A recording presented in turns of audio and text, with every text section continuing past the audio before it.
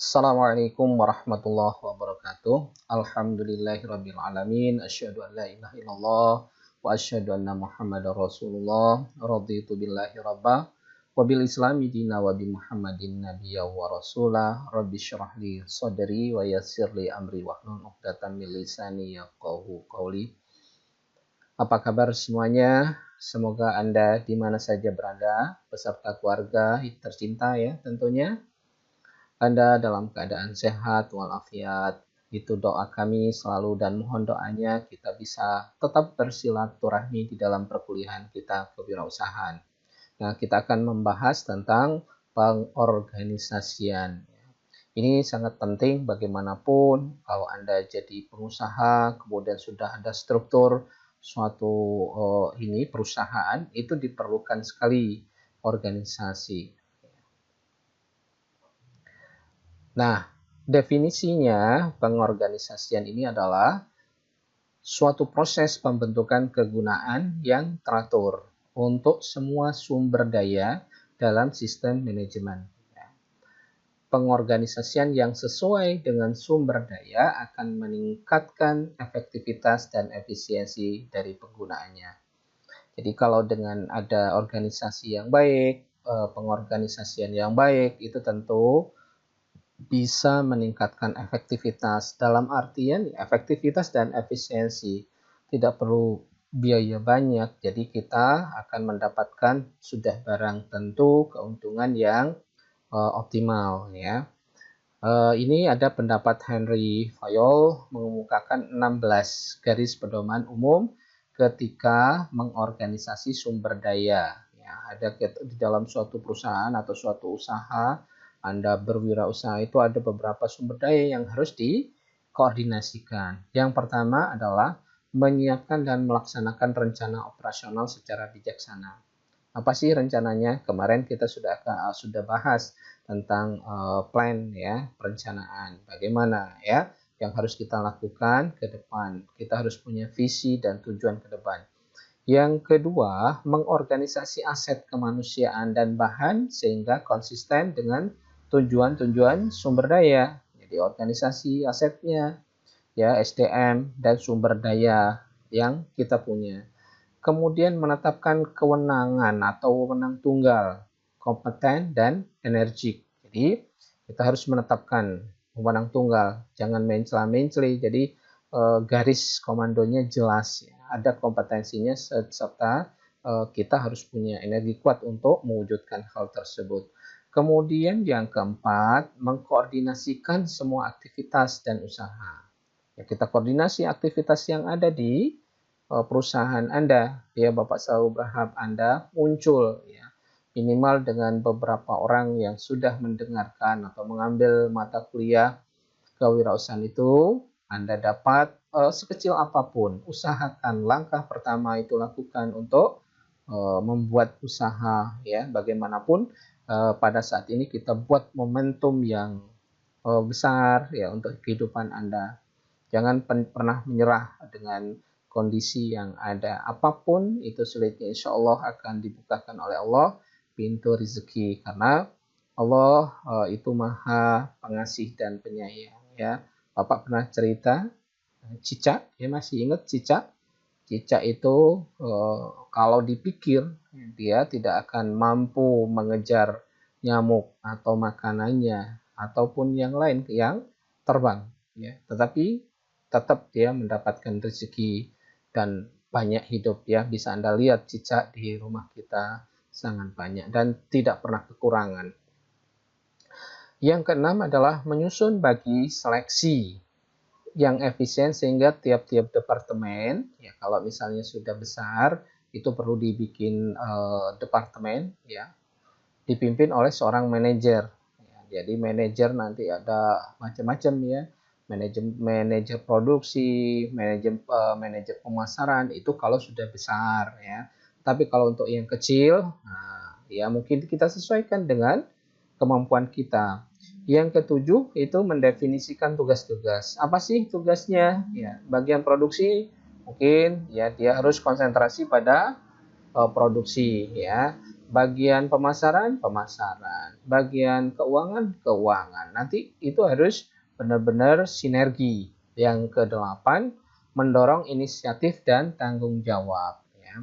Harus ada inisiatif, jangan nunggu perintah saja. Itu sebagai tanggung jawab di dalam melaksanakan tugas ataupun sebagai yang melaksanakan kegiatan tersebut.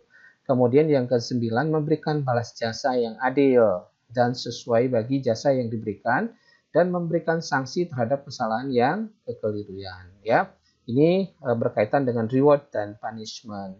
Ini sangat penting ya. Kalau misalnya dia berprestasi, kita kasih rewardnya apa yang akan bisa diberikan. Ini ada beberapa contoh yang baik ya di beberapa perusahaan misalnya. Ini kalau besar ya nanti memberikan hadiah umroh atau memberikan bonus atau memberikan apa saja. Tidak usah besar sesuai dengan kemampuan perusahaan ya. Misalnya sekecil apapun itu akan memberikan semangat baru dan motivasi. Kemudian yang berikutnya yang ke-10 itu mempertahankan disiplin. Nah, semua itu berjalan harus disiplin. Coba bayangkan ya, matahari saja, Bapak, matahari yang Anda lihat setiap hari. Itu contoh disiplin ya. Sejak dulu, sejak mungkin kita, sejak Adam, itu dia terbit dari timur dan tenggelam di barat. Di garis edarnya, coba bayangkan kalau terbalik ya, seperti di Al-Quran bahwa apabila matahari itu sudah terbit dari barat, ya tentu akan menimbulkan kehancuran. Jangankan itu saja, kalau matahari itu berhenti jam 12 di ubun-ubun ya, di atas kita, Anda mungkin melihat matahari jam 12, barang 10 menit saja tetap di atas, maka air laut itu bisa menguap sekeras-kerasnya ya, bisa menimbulkan masalah yang besar. Jadi kita tidak melihat saja, oh ternyata sudah bergeser mataharinya ya. Oke, itu disiplin penting, termasuk disiplin pada diri kita semua ya. Misalnya kalau di bidang kesehatan, kalau misalnya vitamin A itu tidak disiplin, arahnya memperbaiki visibilitas atau ke mata kita, itu akan menjadi masalah. Misalnya vitamin D lari ke mata, bisa jadi tulang mata kita ya. Nah, ini hal-hal yang semacam itu di dalam kehidupan itu adalah sunatullah ya. Disiplin itu harus kita lakukan. Bapak pernah menjelaskan seperti di dalam surat Al-Asyr ya, bahwa orang yang akan berhasil, orang yang beruntung itu adalah orang yang bisa menghargai waktu itu dengan baik ya. Oke, itu kaitannya dengan disiplin waktu. Disiplin apa saja? Oke. Yang ke-11, menjamin bahwa kepentingan individu konsisten dengan kepentingan umum dari organisasi. Mengakui adanya suatu komando atau pimpinan ya. Jadi di dalam suatu usaha itu harus ada yang mengomandoi ya. Kalau tidak ya kacau balau nanti. Yang ke-13, mempromosikan koordinasi bahan dan kemanusiaan. Yang ke-14, melembagakan dan memberlakukan pengawasan, ya harus ada pengawasan. Bagaimana proses itu bisa berjalan dengan baik, termasuk mungkin ke produknya kita lakukan quality control ya. Jangan misalnya Anda produksi pendap, hari ini enak sekali ya, kemudian besok sekali enak sekalinya, baru cuma enak saja, sekalinya hilang ya. Jadi besok-esokan harinya cuma cukup enak. Nah, ini yang menimbulkan masalah. Akhirnya konsumen tidak percaya lagi. Nggak enak itu, nggak benar itu. Nah, ini yang menimbulkan masalah nantinya. Yang ke-15, terakhir, menghindari adanya pengaturan birokrasi dan kertas kerja. Jadi, kita harus bisa mengefisienkan semua proses itu berjalan dengan lancar, sehingga tidak ekonomi biaya tinggi. Itu yang penting ya. Kemudian kita lanjutkan tentang arti penting pengorganisasian. Pengorganisasian menciptakan dan mempertahankan hubungan antara semua sumber daya organisasi dengan menunjukkan sumber daya mana yang akan digunakan untuk aktivitas tertentu dan kapan itu akan dilakukan di mana, serta bagaimana sumber daya tersebut digunakan. Ini arti pentingnya dari organisasi. Jadi intinya nanti kalau kita organisasi sudah tertata itu akan berjalan dengan baik perusahaan atau usaha itu. Walaupun sekecil apapun. Contoh misalnya Anda merencanakan atau mengorganisasikan diri di dalam perkuliahan ini, kewirausahaan.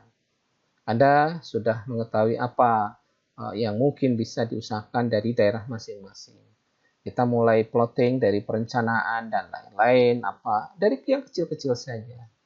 Ya, jadi sesuai dengan potensi daerah masing-masing. 3 tanggung jawab difungsikannya Departemen Pengorganisasian ya. Yang pertama, pengembangan rencana-rencana reorganisasi yang akan membuat sistem manajemen menjadi efektif dan efisien. Inilah tujuannya, efektif dan efisien ya. Nah, kalau sudah efektif efisien itu maka tidak banyak sumber daya yang terhambur, yang dihambur-hamburkan untuk kepentingan yang tidak perlu. Yang kedua, mengembangkan rencana-rencana untuk memperbaiki keterampilan manajerial yang sesuai dengan kebutuhan sistem manajemen. Jadi rencana-rencana kita sesuaikan ya, sesuai dengan keterampilan yang ada dan kemampuan yang ada.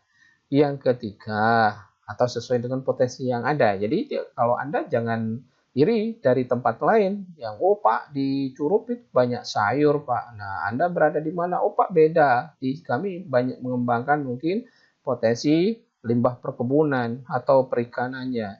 Jangan Anda misalnya iri juga. Pak kami di Curup mengelola ikan laut yang dimana jauh dari laut. Nah ini yang bisa tidak ada titik temunya nanti. Yang ketiga, mengembangkan suatu organisasi yang menguntungkan dalam sistem manajemen. Kita lanjutkan lagi proses pengorganisasian ya. 5 langkah utama. Bagaimana proses pengorganisasian? Itu yang pertama tercermin dalam rencana dan tujuan-tujuan ya. Akan tercermin di situ langkahnya. Kemudian menetapkan tugas-tugas pokok. Apa sih yang mau dilakukan? Bagaimana? Mau dikembangkan ke arah mana wirausaha Anda itu? Ya, dimulai dari hal kecil. Pak, ini kayaknya mungkin ada variasi baru atau inovasi baru yang bisa kita kembangkan. Ya, Bapak mencontohkan misalnya begini.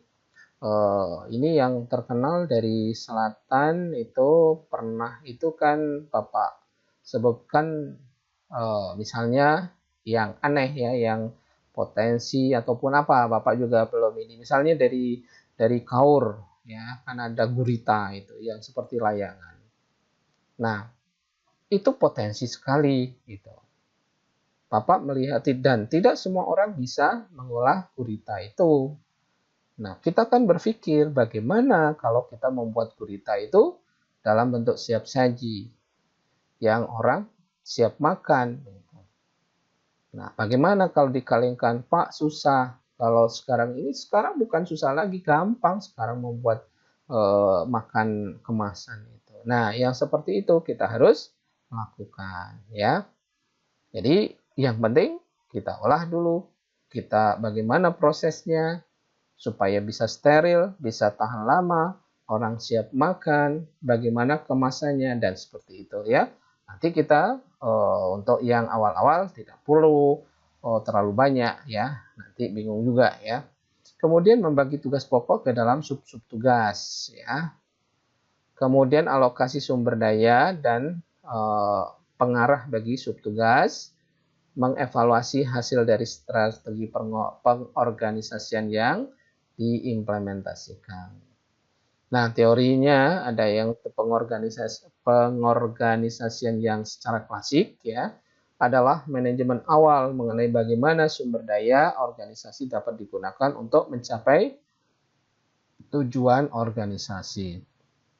Ada pendapat Max Weber bahwa Komponen usaha dari pengorganisasian adalah prosedur-prosedur dan aturan-aturan yang mendetail suatu hierarki organisasi yang diuraikan dengan jelas dan hubungan antara anggota-anggota organisasi yang non-person atau impersonal. Nah, strukturnya dua tipe dasar dari struktur yang ada dalam sistem manajemen. Yang pertama itu struktur formal, merupakan hubungan di antara sumber daya organisasi dan juga disajikan dengan suatu bagian organisasi, ada struktur organisasinya.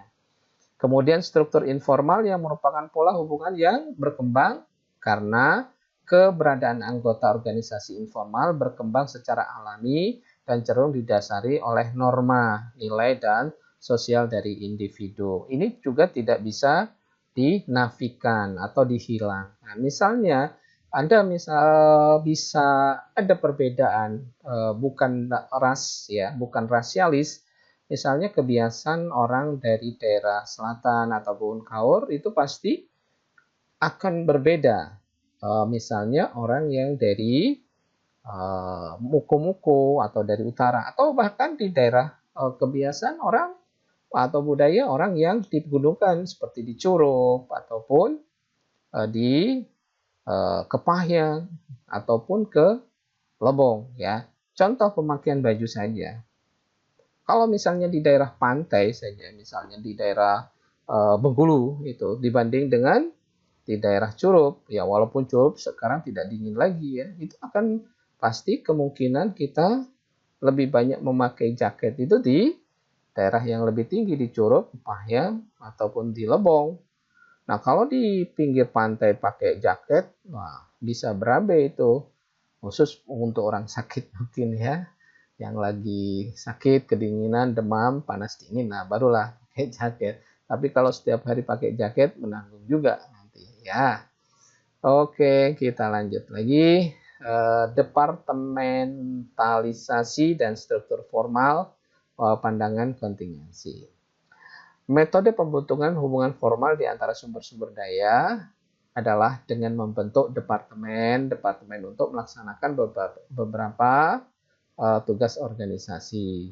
Departementalisasi adalah proses pembentukan departemen dalam sistem manajemen yang didasarkan pada faktor kerja yang dilaksanakan, produk yang dibuat, daerah yang dikuasai, sasaran konsumennya, dan proses yang dirancang untuk pembuatan produk. Jadi ini nanti pasti ada perbedaan perlakuan. Seperti tadi daerah dingin, daerah pinggir pantai, itu punya spesifik tertentu, termasuk produk yang diarahkan ke sana ya. Mungkin kalau di daerah pantai itu diperlukan minuman yang dingin segar. Di daerah pegunungan itu butuh mungkin ya minuman yang hangat-hangat ya. Kalau di daerah pegunungan sudahlah dingin, minum dingin ya, mungkin ada akan masalah, sering pipis lah, sering mungkin sakit perut lah, ya seperti itu. Cocok nanti di dalam pemilihan produk yang disesuaikan dengan kondisi lingkungan, kondisi daerah atau tempat yang kita kuasai. Oke. Kemudian fungsi merupakan tipe aktivitas yang sedang dilaksanakan di mana termasuk dalam pemasaran, produksi, dan keuangan. Produknya ya. Produk pengorganisasian menurut produk memungkinkan wirausahawan mengelompokkan daerah yang secara logis ya, sumber daya yang perlu untuk menghasilkan suatu produk. Seperti Bapak tadi gambarkan ya. Produk minuman yang menghangatkan di daerah yang bertemperatur dingin. Di pantai kita cari yang bisa mendinginkan, mungkin es cincau lah, es apalah ya. Kalau di pegunungan, termasuk ini musim. Ini ya kalau musim penghujan ya idealnya ya juga jualan atau produknya yang bisa menghangatkan. Nah kalau misalnya jualan waktu musim penghujan jualan es juga nanti itu bisa, atau produk yang dingin itu juga bisa menimbulkan permasalahan yang serius. Kemudian wilayah ya tadi udah sepanjang lebar, wilayah mendepartementalisasi daerah geografis pasar, di mana sistem manajemen dipusatkan. Ketika pasar dan lokasi kerja meluas, maka jarak fisik antara berbagai tempat membuat tugas manajemen menjadi sulit. Nah, sekarang kita terbantu dengan adanya media sosial, alat komunikasi, ya. Sekarang dengan gampang kita bisa melakukan video call, ya. Bisa menggunakan Zoom, termasuk perkuliahan kita ini. Ini adalah basisnya adalah sistem informasi atau teknologi informasi yang kita gunakan dengan media sosial, ya. Kita tidak terbayang dulu zaman mungkin orang tua Anda ya, belum ada ya HP aja zaman Bapak itu baru waktu S2 baru ada dulunya kan baru cuma telepon saja ya, telepon biasa yang hanya bisa mendengarkan bunyinya, suaranya. Kalau sekarang sama orangnya real time kita bisa melihatnya. Jadi insya Allah kalau sekarang itu tidak ada masalah ya dengan kecuali tidak ada sinyalnya. Nah itu yang harus diupayakan supaya kita mendapatkan sinyal atau pelayanan sinyal yang baik. Kemudian pelanggan. Pelanggan membentuk departemen sebagai tanggapan dari sistem manajemen sehingga pelanggan dapat diidentifikasi menjadi kelompok-kelompok yang logis ya. Jadi kelompok-kelompok yang logis. Jadi ini penting ya pelanggan ini harus sasarannya. Kalau misalnya produk ini cocoknya untuk anak muda. Produk ini untuk anak-anak. Misalnya salah satu contoh susu, produk susu misalnya. Anda mengusahakan atau membuat ini minuman dari produk susu. Nah, susu itu kan ada klasifikasinya, apalagi Anda di bidang kesehatan. Misalnya susu untuk bayi itu tidak sama dengan susu yang misalnya anak-anak yang umur setahun, 2 tahun, atau anak balita, ataupun susu untuk orang tua. Bahkan sekarang itu kan ada produk susu untuk osteoporosis ya dan lain-lain. Nah, itu harus diklasifikasi termasuk sekarang produk-produk yang pemacu imunitas. Nah, itu kan harus diketahui atau kita harus mempunyai sasaran tembak dalam artian di dalam mengelola pelanggan ya. Kemudian proses pembuatan. Proses pembuatan menentukan departemen menurut fase pokok dari proses yang digunakan untuk pembuatan produk. Faktor-faktor yang mempengaruhi struktur formal, misalnya kekuatan pada diri wirausahawan itu sendiri, kekuatan Anda misalnya, kemampuan Anda, kemampuan perusahaan, termasuk kekuatan pada tugas ya.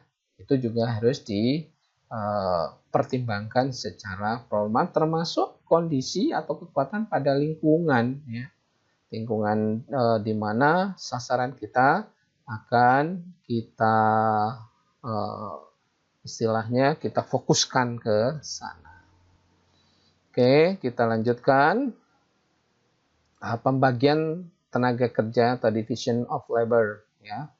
Konsep pembagian tenaga kerja diberikan pada berbagai bagian tugas tertentu di antara sejumlah anggota organisasi sehingga produksi dibagi menjadi sejumlah langkah-langkah atau tugas-tugas dengan tanggung jawab penyelesaian yang diberikan pada individu tertentu. Keuntungan dan kerugian pembagian tenaga kerja ini juga penting ya. Keuntungan pekerja berspesialisasi dalam tugas tertentu sehingga keterampilan dalam tugas tertentu itu meningkat. Ini kalau sudah terspesialisasi. Tenaga kerja tidak kehilangan waktu dari satu tugas ke tugas lain. Ya. Jadi kalau misalnya dia punya spesialisasi itu memang tugasnya seperti itu ya. Dia akan cepat sekali di dalam proses. Kemudian pekerja memusatkan diri pada satu pekerjaan dan membuat pekerjaan lebih mudah dan efisien. Pekerja hanya perlu mengetahui bagaimana melaksanakan bagian tugas dan bukan proses keseluruhan produk. Nah, ini terjadi pada perusahaan atau pabrik besar. Kalau Anda misalnya ya, bagian produksi ya, mulai dari membuat keripik misalnya, bagian ngupas sendiri misalnya. keripik pisang, ya, ngupas kulit pisangnya. Kemudian ada yang merajangnya. Ada nanti setelah rajang mungkin diperlukan pemberian bumbunya. Itu tersendiri. Nanti misalnya masuk ke bagian penggorengan pentirisan dan lain-lain terus sampai ke pengemasan ya, packaging. Itu sudah terspesialisasi dan bahkan kalau yang modern itu ini ya sudah dalam bentuk mekanisasi ya, semuanya lebih banyak kita cuma menekan tombol, tetapi quality controlnya harus bisa dipertimbangkan. Oke, ya salah satu misalnya Anda di bidang kesehatan, contohnya adalah di rumah sakit ya, bagi yang perawat, bagi mungkin ada yang bertugas di bangsal mana, bagian di VIP, bagian di UGD atau bagian obat-obatan dan lain-lain ya, bagian anestesi. Nah, itu kan sebetulnya menuju ke manajemen modern ya, termasuk dokter ya. Dia dibagi menjadi dokter spesialis ya, spesialis anak atau ginekolog ya, atau spesialis obstetri atau spesialis ahli syaraf atau bedah dan lain-lain. Nah, itu adalah salah satu upaya. Nah, apakah itu tidak ada kerugiannya? Ada, ya. Jadi kerugiannya pembagian kerja hanya dipusatkan pada efisiensi dan manfaat ekonomi yang mengabaikan variabel manusianya. Ya, jadi kecenderungan itu dia kerja terspesialisasi cenderung menjadi sangat membosankan yang akan berakibat pada tingkat produksi menurun. Ya. Pada puncak-puncak tertentu ini bisa terjadi. Oleh karena itu mungkin perlu kadang-kadang adanya rotasi. Ya. Jenuh juga. Contoh begini saja, Anda setiap hari makan bubur saja, kebetulan kondisi kita tidak memungkinkan makan nasi. Nah, bagaimana rasanya? Atau makan tidak sakit saja, setiap hari pucuk ubi terus ya, lauk sayurnya. Nah, itu juga akan menimbulkan masalah ini. Tapi di dalam segi efisiensi sangat efisien, ya udah nggak repot-repot lagi ya. Atau lauknya ayam terus walaupun enak ya, kalau setiap hari juga ada masanya kita bosan ya. Itulah perlunya rotasi, ada variasi dan lain-lain. Tetapi kalau pada bidang-bidang tertentu itu tidak bisa kalau sudah terspesialisasi.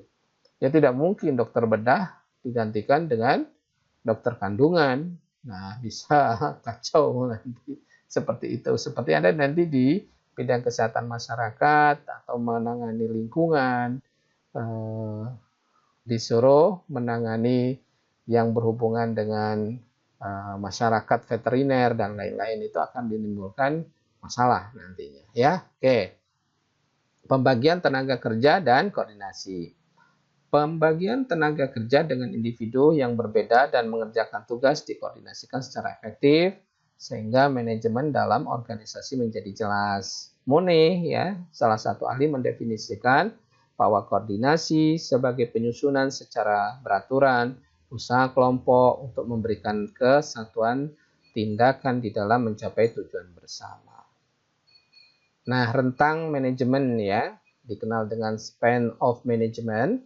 Rentang manajemen mengarah pada jumlah individu yang diawasi oleh wirausahawan. Ya, semakin banyak individu yang diawasi, semakin besar rentang manajemen, dan semakin sedikit individu yang diawasi, semakin sedikit rentang manajemennya. Nah, rentang manajemen itu dinamakan juga dengan rentang kekuasaan, span of authority, kemudian rentang pengawasan, span of control, kemudian rentang supervisi, span of supervision, kemudian rentang tanggung jawab, span of responsibility. Ya, ini rentang. Kemudian berikutnya adalah perancangan rentang manajemen. Nah, ini adalah salah satu tokoh, Hammond Coons, mengemukakan bahwa faktor situasi utama mempengaruhi kesesuaian dengan ukuran rentang manajemen individual.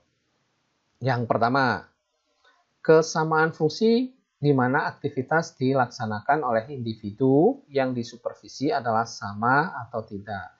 Kemudian hubungan geografis, di mana bawahan secara fisik terpisahkan oleh tempat, sehingga semakin dekat bawahan secara fisik, maka semakin banyak individu yang dapat disupervisi oleh wirausahawan secara efektif. Ya, jadi kalau misalnya geografisnya itu datar semua, itu lebih gampang ya. Misalnya geografisnya bergunung-gunung, berbukit-bukit, itu akan lebih menyulitkan ya. Tapi kebalik-balik gitu, sekarang itu dengan adanya transportasi ya yang lancar, kemudian alat komunikasi, nah hambatan geografis itu sudah bisa dilakukan atau bisa dikurangi lah ya. Yang ketiga, kompleksitas fungsi di mana aktivitas dari tenaga kerja sulit dan rumit. Koordinasi menunjuk pada jumlah waktu yang harus dikeluarkan oleh wirausahawan untuk menyetarakan aktivitas-aktivitas dari bawahan dan aktivitas pekerja lainnya. Yang kelima, perencanaan menunjukkan jumlah waktu yang dikeluarkan wirausahawan untuk mengembangkan tujuan-tujuan dan rencana-rencana sistem manajemen dan mengintegrasikan dengan aktivitas bawahan mereka. Nah, ini Gray Kunas ini dan rentang manajemen ini memberikan kontribusi terhadap rentang manajemen di mana kontribusi ini adalah mengembangkan suatu rumusan untuk menentukan jumlah hubungan yang mungkin antara wirausahawan dengan bawahan ketika bawahannya diketahui. Rumusannya adalah C N ya, dalam kurung 2/2 plus N-1. Diketahui jumlah total hubungan dan jumlah bawahan. Itu ya. Nah, ini ketinggian bagan organisasi. Terdapat hubungan terbatas antara rentang manajemen dengan ketinggian bagan organisasi. Semakin besar ketinggiannya bagan organisasi kewirausahaan, semakin kecil rentang manajemen dalam organisasi kewirausahaan tersebut ya. Sebaliknya, semakin rendah, maka semakin besar rentang manajemen. Bagan organisasi dengan bagan ketinggian yang rendah biasanya ditunjuk sebagai datar atau flat, dan yang besar ditunjukkan sebagai tinggi atau tall. Kemudian hubungan skalar, ya, relationship atau scalar relationship. Hubungan skalar menunjuk pada rantai komandonya, chain of command. Jadi konsep hubungan skalar atau rantai komando berhubungan dengan konsep kesatuan perintah. Ini konsep kesatuan perintah unity of command menyatakan bahwa individu hendaknya memiliki satu atasan. Jika terlalu banyak yang memberikan perintah dapat menimbulkan kebingungan, perintah yang bertentangan, dan pekerja yang frustasi akhirnya, dan juga menimbulkan ketidakefisienan dan ketidakefektifan. Nah, contoh yang mudah kita lihat itu adalah di angkatan ya. Satu perintah, siap komandan, siap dilakukan, terus seperti itu. Di satu sisi itu sangat baik ya, dan juga tidak banyak yang perintah. Nah, ini sering terjadi nanti kalau di VKS itu pembimbing sudah satu ya. Kalau dulu kan ada pembimbing dua, itu bisa menimbulkan friksi juga, karena dari pembimbing utama pertama itu begini perintahnya A misalnya, dari pembimbing kedua perintahnya B. Nah, Anda yang jadi korbannya nanti ya kalau tidak bisa mengkomunikasikan. Nah, itu bagaimana Anda bisa mengkomunikasikan dengan baik. Nanti kalau tidak mampu, itu akhirnya Anda frustasi, berdampak pada lamanya masa perkuliahan atau masa penyelesaian skripsi itu, masa penyelesaian penelitian, dan lain-lain ya. Itu pentingnya satu komando atau yang harus dilakukan secara jelas ya. Kemudian kita lanjutkan ke pertanggungjawaban. Tanggung jawab itu apa? Adalah kewajiban untuk melaksanakan aktivitas yang dibebankan. Anda punya kewajiban apa? Anda sekarang ini kuliah ya. Anda harus melakukan kuliah itu dengan baik ya. Apa bebannya dari orang tua, amanah dari orang tua adalah Anda kuliah dengan baik ya. Kemudian tanggung jawab itu adalah di diri Anda, komitmen secara pribadi untuk menangani suatu pekerjaan sebaik mungkin sesuai dengan kemampuan Anda. Ya, Anda melaksanakan perkuliahan karena Anda sudah dapat tugas nih, kewajiban dari orang tua Anda, dapat amanah untuk kuliah. Nah, sekarang tanggung jawabnya, tanggung jawab pribadi Anda. Bagaimana Anda mengelola perkuliahan itu sebaik mungkin sehingga didapatkan ya sesuai dengan kemampuannya, semaksimal usahakan dulu ya. Sehingga hasilnya kita inginkan adalah kesuksesan. Apa petunjuknya? Petunjuk atau parameternya itu adalah nilai di akhir semester, misalnya nilainya bagus. Nah, itu kalau di perusahaan juga atau Anda wirausaha itu harus ada seperti itu, harus ada target ya. 3 bidang yang berhubungan dengan tanggung jawab. Ya, misalnya pembagian aktivitas kerja, kemudian menegaskan aktivitas kerja dari manajemen, dan yang ketiga bertanggung jawab. Menegaskan aktivitas kerja manajemen yaitu adalah suatu proses yang digunakan untuk menegaskan aktivitas kerja manajemen, membuat setiap manajer secara aktif berperan serta dan dengan atasannya, rekan sebaya, dan bawahan pada pekerjaan manajerial yang diuraikan secara sistematis untuk dikerjakan dan kemudian menegaskan peranan yang dimainkan setiap manajer dalam hubungannya dengan kelompok kerjanya dengan organisasi. Tujuan interaksi ini adalah untuk menjamin bahwa tidak ada tumpang tindih dan kesenjangan dalam meyakini pertanggungjawaban manajemen yang ada dan bahwa manajer hanya melaksanakan aktivitas-aktivitas yang menyebabkan tercapainya tujuan sistem manajemen. Jadi di dalam proses itu tidak boleh ada tumpang tindih yang menimbulkan masalah atau hambatan nantinya suatu usaha itu bisa tidak optimal. Nah, kita lanjutkan. Alat yang dikembangkan untuk mengimplementasikan proses interaksi tersebut adalah pedoman tanggung jawab manajemen akan membantu anggota organisasi dalam menguraikan berbagai hubungan tanggung jawab yang ada. Kemudian meringkas bagaimana tanggung jawab berbagai manajer dalam organisasi mereka berhubungan dengan satu dengan yang lain. Kemudian wewenang adalah hak untuk melaksanakan atau memerintah. Wewenang memungkinkan pemegangnya bertindak dengan cara tertentu dan mempengaruhi secara langsung tindakan orang lain melalui perintah yang dikeluarkan. Wewenang didefinisikan sebagai karakter komunikasi dengan mana ia diterima oleh individu sebagai penentuan tindakan yang akan diambil oleh individu dalam sistem.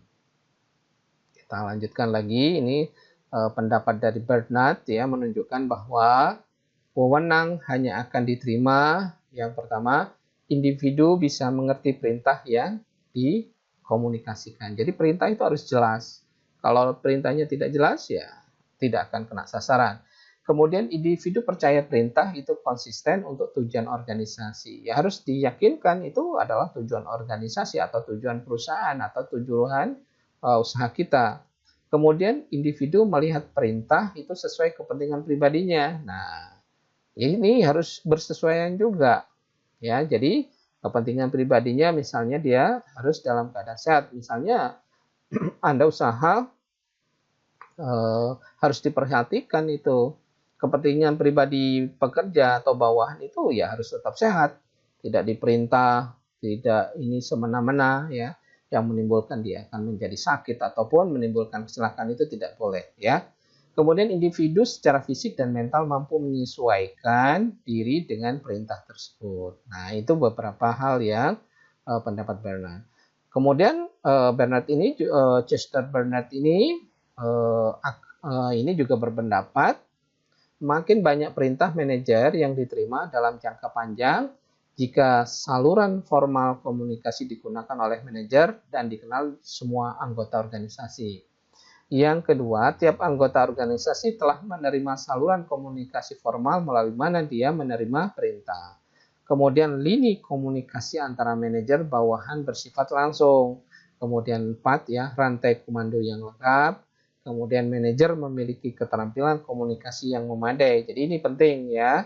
PR-nya, public relation-nya juga harus jelas ya.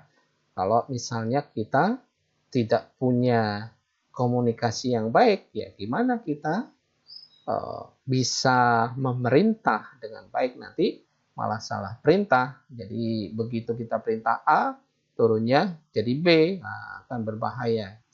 Ya, perintahnya disuruh suntik vitamin, disuntik dengan yang lain, misalnya lain terjadi pada obat-obatan misalnya, ya ini bisa berbahaya kalau bergerak di bidang kesehatan. Ya, perintahnya dilarang, ini misalnya kandungan nutrisi tertentu, misalnya anak autis misalnya, dia kan sangat tergantung pada makanan tertentu, ya tidak banyak mengandung gluten misalnya, karena itu pemicu nanti hiperaktifnya. Nah ini hal-hal yang seperti itu jangan sampai salah. Kalau perintahnya salah bisa menimbulkan masalah nantinya, bukan malah menyembuhkan, malah membuat sakit ya.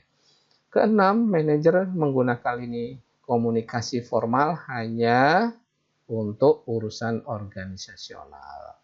Yang ketujuh, suatu perintah secara otentik memang berasal dari manajer. Nah, ini sekarang kita masuk ke jenis-jenis wewenang. Wewenang lini, wewenang staf, wewenang fungsional. Kemudian delegasi terhadap 3 langkah dalam proses pendelegasian.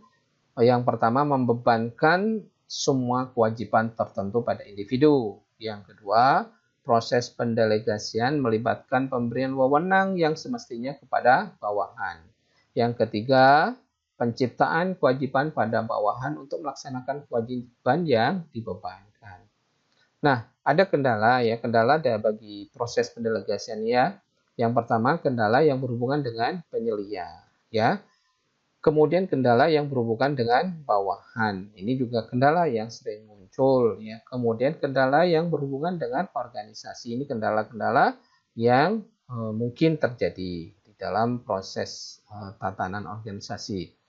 Kemudian berikutnya sentralisasi dan desentralisasi. Ya, kalau dia ini ya. Istilah sentralisasi dan desentralisasi menguraikan tingkat umum di mana pendelegasian ada dalam suatu organisasi ya. Istilah tersebut bisa divisualisasikan pada ujung yang berlawanan rangkaian kesatuan atau kontinum. Desentralisasi organisasi, pandangan kontingensinya, beberapa pertanyaan yang mungkin timbul untuk menentukan jumlah desentralisasi yang sesuai. Misalnya yang pertama, berapa organisasi sekarang ini? Nah, kemudian, di manakah letak pelanggan organisasi bertempat? Ya, tempatnya. Kemudian, seberapa homogennya lini produk dari organisasi? Homogen tidak atau heterogen? Ini akan menentukan kebijakan nantinya. Kemudian, di manakah letak pensuplai organisasional tersebut? Yang kelima, apakah terdapat kebutuhan bagi suatu keputusan yang cepat dalam organisasi? Dan yang terakhir, yang keenam, apakah kreativitas adalah ciri yang menguntungkan dari organisasi? Ya, kita lanjut ya, pengembangan organisasi. Nah, ini berhubungan dengan tujuan organisasi. Yang pertama adalah keuntungan, adalah kekuatan motivasi bagi wira swastawan. Yang kedua, pelayanan pada pelanggan dengan penyediaan nilai ekonomis yang dibutuhkan. Barang dan jasa membenarkan keberadaan organisasi bisnis. Kemudian yang ketiga, tanggung jawab sosial bagi wira swastawan sesuai dengan kode etik dan moral yang dibuat oleh masyarakat di mana industri tersebut berada. Arti penting tujuan organisasi yaitu yang pertama pembuatan keputusan, ini penting ya. Kemudian efisiensi organisasi, konsistensi organisasi, evaluasi kerja, ini semuanya nanti untuk bisa bersinergi, ujung-ujungnya kita pengen mendapatkan sesuatu yang menguntungkan. Kemudian bidang-bidang tujuan organisasi, kedudukan pasarnya di mana, kemudian inovasinya seperti apa, produktivitasnya bisa kita optimalkan, kemudian sumber daya fisik dan finansialnya. Nah, ini juga ujung-ujungnya perolehan laba yang bisa memutar roda suatu perusahaan ya, bisa optimal tentunya. kemudian kinerja dan perkembangan manajer, kinerja dan sikap karyawan, tanggung jawab ke masyarakatan. Itu hal-hal yang bisa dipertimbangkan. Kemudian garis-garis pedoman penetapan tujuan berkualitas. Misalnya yang pertama, wira swastawan harus membiarkan orang-orang yang bertanggung jawab mencapai tujuan mempunyai suara untuk menetapkannya. Yang kedua, wira swastawan harus menyatakan tujuan spesifik sespesifik mungkin. Jadi biar jelas itunya ya. Jadi tidak bercabang-cabang yang menimbulkan masalah ya. Kemudian wira swastawan harus menghubungkan tujuan dengan tindakan tertentu jika perlu, yang linear ya. Wira swastawan harus mengemukakan tujuan yang diinginkan. Yang kelima, wira swastawan hendaknya menspesifikasi ketika tujuan diharapkan tercapai. Yang keenam, harus menetapkan tujuan hanya dalam hubungannya dengan tujuan organisasi. Yang ketujuh, wira swastawan hendaknya menyatakan tujuan dengan jelas dan sederhana, nggak usah rumit-rumit ya. Kita pengen produk seperti ini misalnya ya, produk yang rasanya nano-nano. Nanti produk rasanya nano-nano, ada asam manis ya, tapi tidak ada pedasnya ya, seperti permen dulu. Misalnya ini ya yang dikembangkan pada produk kuliner. Kemudian wira swasta hendaknya menetapkan tujuan cukup tinggi sehingga karyawan akan bekerja keras untuk memenuhi, tetapi tidak terlalu tinggi sehingga karyawan akan menyerah di dalam memenuhinya. Jadi ada target, misalnya Anda mau mengembangkan atau membuat variasi produk, ya itu juga harus ditargetkan, ada waktu, tempatnya, arahnya yang jelas ya. Kemudian perubahan organisasi. Oke, adalah proses modifikasi organisasi yang ada dengan tujuan untuk meningkatkan efektivitas dan sejauh mana organisasi tersebut mencapai tujuannya dengan melibatkan segmen organisasi yang sebenarnya dan biasanya termasuk perubahan dini, wewenang organisasi, berbagai tingkatan tanggung jawab organisasi, dan lini komunikasi organisasi yang sudah mapan. Ada beberapa faktor ya, faktor-faktor pertimbangan dalam perubahan organisasi. Misalnya agen-agen perubahan, penentuan apa yang hendak diubah, mana yang perlu kita evaluasi, individu yang dipengaruhi oleh perubahan, kemudian tipe perubahan yang dibuat ya, perubahan orang-orang struktural atau perubahan teknologi. Nah, sekarang ini di era pandemi ini kan new normal itu kan kita pernah atau sering dengar ya. Kita harus menyesuaikan, beradaptasi dengan kondisi yang ada. Dulu kan mana ada orang memakai masker kecuali di rumah sakit ya yang memang dibutuhkan untuk itu. Misalnya di ruang bedah ya, di ruang mungkin berpenyakit menular. Nah, ini sekarang dalam kondisi apapun kita keluar kemanapun, kita harus tetap protokol COVID dengan pertama itu memakai masker, kemudian mencuci tangan ya, dengan sabun, ya. Nah, jaga jarak itu kan perubahan yang harus diorganisasikan. Nggak mungkin kita tidak ada komando, tidak ada ini ya, tidak ada semacam perintah atau protokol yang harus diterapkan dan harus dipatuhi. Kalau tidak, itu akan mengakibatkan kondisi yang lebih parah lagi dengan kondisi pandemi yang ada ini.